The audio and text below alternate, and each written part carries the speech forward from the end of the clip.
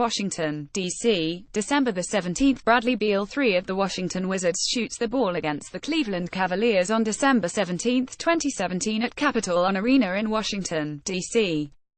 Note to user expressly acknowledges and agrees that, by downloading and/or using this photograph, user is consenting to the terms and conditions of the Getty Images license agreement. Mandatory copyright notice. Copyright 2017 NBA photo by Ned Dishman Bay via Getty Images. On Sunday, the Washington Wizards hosted the Cleveland Cavaliers. The Wizards were without Otto Porter Jr. hip injury, while John Wall was still on a minutes restriction. Cleveland plays a very structured offense and defense, like a well-oiled machine.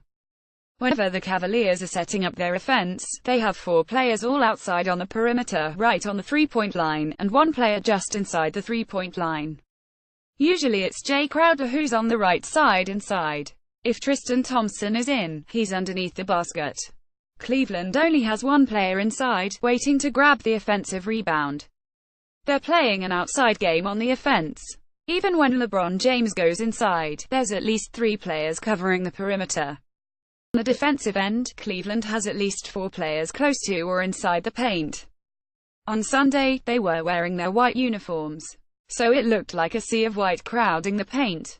This is a bit of a scare tactic, where they think their opponents, seeing the sea of white depending on jersey color, won't drive inside, and be forced to take an outside shot.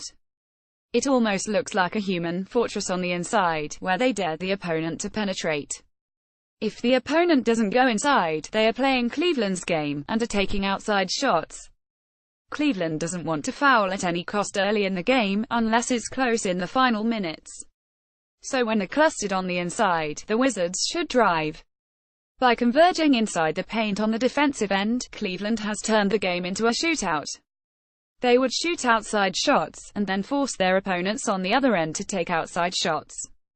When there are 3 Cleveland players on the perimeter waiting to take that outside shot, that's a conundrum.